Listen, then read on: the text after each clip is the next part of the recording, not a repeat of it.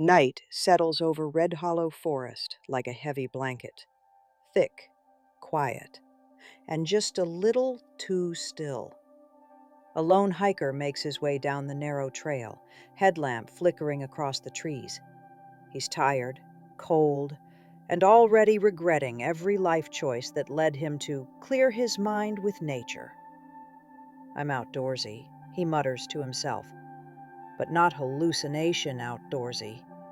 Then, from somewhere behind him, he hears it, a whisper, soft close, clear. His name. Not shouted, not breathed, just spoken, like someone standing inches from his ear. He spins around, nothing but trees and darkness. Another whisper drifts through the branches, this time from the left. His name again, drawn out like the forest itself is learning how to say it. The hiker backs up, heart hammering. "Hello?" No answer.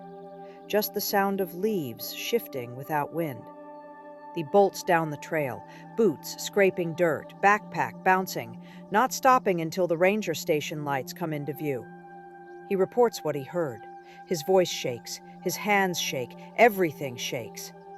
Then the ranger on duty says the words no one wants to hear at night in the woods. "You're not the first."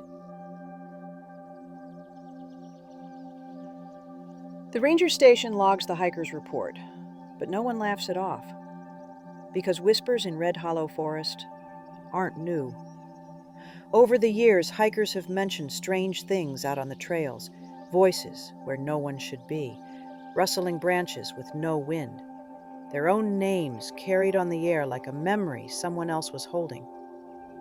Park rangers chalk it up to acoustic trickery, which is the official scientific term for "we don't know, but we'd like to sound smart."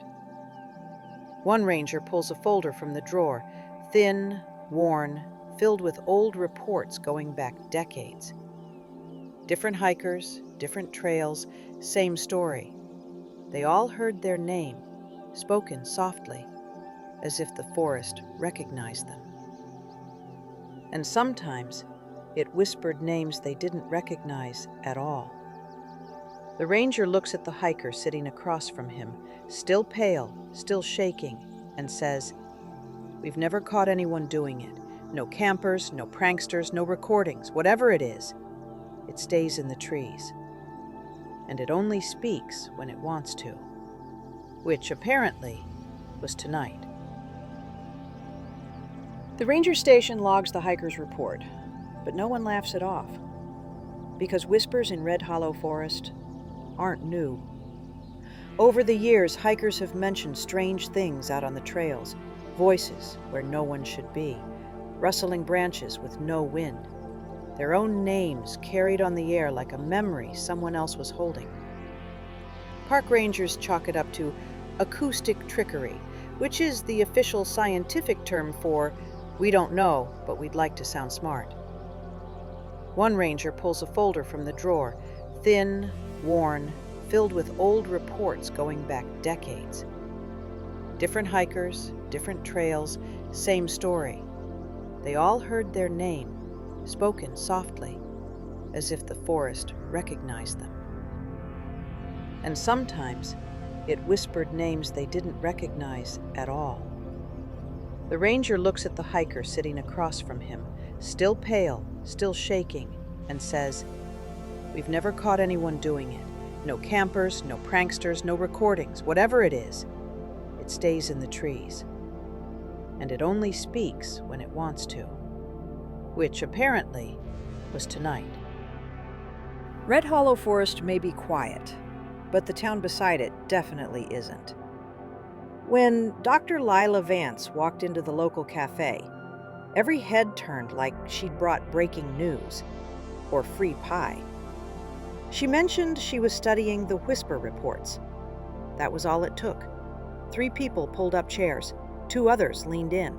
Someone turned off the radio like the forest needed full attention. The locals had stories, lots of them. A hunter who heard his brother's voice in the trees, even though his brother lived 4 states away. A teenager who heard a name she didn't recognize, and later learned it belonged to a hiker who went missing in the 80s. And one old man who swore the forest whispered back when he spoke to it. Lila, skeptical but brisk. Lila jotted notes. Wind tunnels, she said. Thermal pockets. Natural resonance.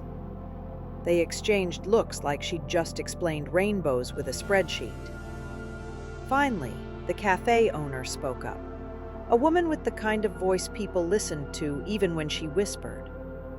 The forest remembers, she said. Names stick to it. If it calls yours, you're fine. But if it whispers a name you don't know, don't follow it. Lila closed her notebook. Half of this was superstition. Half was impossible. And yet, none of it sounded like a joke. Whatever she was chasing in Red Hollow, the locals believed it was very real. By late afternoon, Dr. Lila Vance was deep inside Red Hollow's research outpost, a converted ranger shed packed with more cables than common sense. Screens hummed, meters blinked, spectral analyzers scrolled shifting waves of color like anxious heartbeats. She set up her parabolic mic near the window, calibrated her infrasound detector, and synced everything to her laptop. If sound had secrets, she was about to bully them out. As the recording began, she monitored 3 frequency bands at once: high-range whispers, mid-range forest noise, and low-range sub-audible hums. Red Hollow had plenty of all 3. Suddenly, a spike, not loud, not dramatic, just wrong. An oddly shaped waveform pulsed across her screen, too structured to be wind, too soft to be anything human. Then another and another. Each spike almost looked like syllables, as if the forest itself was trying to form a word but didn't have a mouth to use. She replayed the recording through headphones. The audio was faint, but undeniably there. A whisper. Not a full name, not even a clear sound, just the shape of a voice trying to exist. Her equipment crackled, the infrasound detector flickered, and the spectral screen froze mid-wave, like something had leaned close to the microphone and breathed. Whatever was in Red Hollow, it wasn't waiting for her to find it. It was coming closer. The data led her straight to the old growth section of Red Hollow, a place the locals spoke about the way people talk about basements in horror movies. Towering trunks, roots like knotted ropes, branches woven so tightly they turned daylight into something thin and nervous. Dr. Lila Vance planted her recording equipment at the edge of the grove, checking levels, adjusting gain, trying to pretend she didn't feel watched. Perfect spot, she muttered. Definitely where I want to die. Then, it started. Not a voice, not at first. A vibration, soft, like the forest was exhaling beneath her feet. Her meters twitched. The infrasound detector pulsed. The spectral analyzer painted strange, looping curves that didn't match any natural pattern she'd seen before. She stepped deeper into the grove. The air changed. Colder, heavier. And then, the whisper, clearer than anything she'd recorded. A single syllable, dragged across the wind as if the forest had hooked it on a branch and pulled. Another whisper followed, then another. Not full names, just fractured pieces, like someone trying to remember how human voices worked. The equipment behind her crackled. Her spectral display froze again, but this time the waveform was unmistakable. The shape of a name. Incomplete, but definitely a name. She whispered into her mic. "Is someone there?" Something whispered back. Not her name, not anyone's she recognized. A name from the forest's memory. And suddenly, Lila understood why the locals said you should only be afraid when the forest whispers a name that isn't yours. Back at the ranger station, Lila spread her findings across the desk. Audio clips, waveforms, timestamps, all pointing to one very old, very specific place in the forest. And that's when the old ranger stepped forward, the one who hadn't said a word all day. He set a battered binder in front of her, faded, sun-warped, held together by duct tape and stress. Inside, missing persons reports. From the 1970s, the 80s, a few from the 90s. Different ages, different backgrounds, different trails.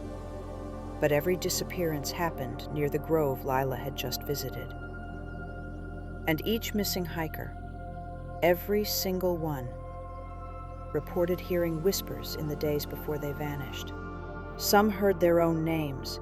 Some heard names they'd never heard before. The ranger tapped one page. A man who disappeared in 1984. Last thing he told us, the ranger said, was that the forest kept whispering a name that wasn't his.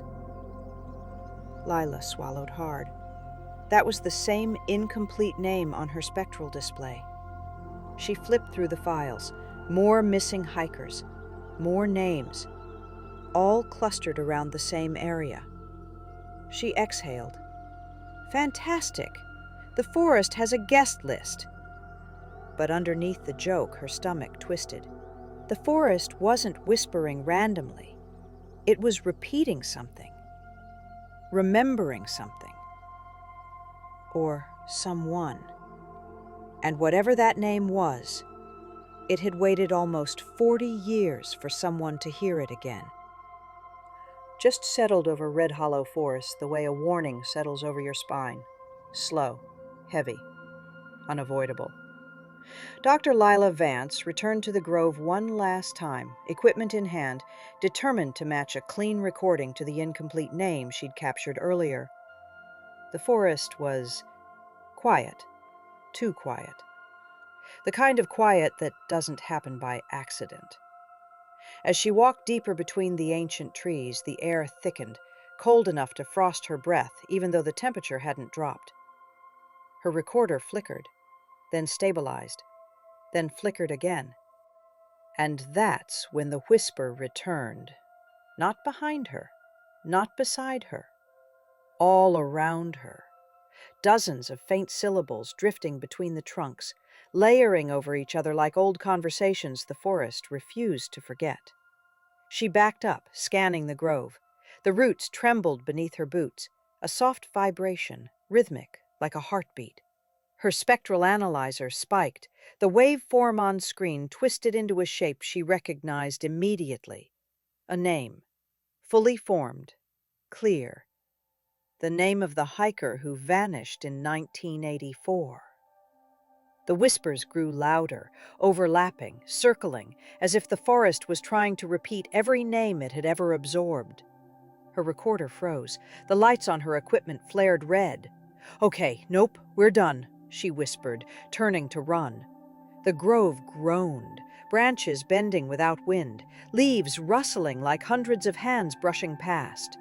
She'd sprinted toward the trail, the whispers chasing her through the trees, calling names she recognized and names she didn't, until finally, mercifully, the grove fell silent behind her. And Lila understood why the locals warned her. It's not your name you should fear hearing. It's just someone else's. Dr. Lila Vance left Red Hollow Forest at first light. Equipment packed, nerves frayed, and one name echoing in her mind long after the trees disappeared in her rearview mirror. She had the data she came for: spikes, whispers, spectral patterns no natural model could fully explain. But she also carried something science couldn't measure. The feeling that the forest wasn't just making sound, it was remembering. Locals say Red Hollow keeps the names of everyone who ever walked beneath its branches. Some fade, some linger, some are whispered back. And whether it's an acoustic puzzle or a place where folklore leaves fingerprints, one truth remains. In Red Hollow Forest, it's never your own name you should fear hearing. It's someone else's. Thanks for watching.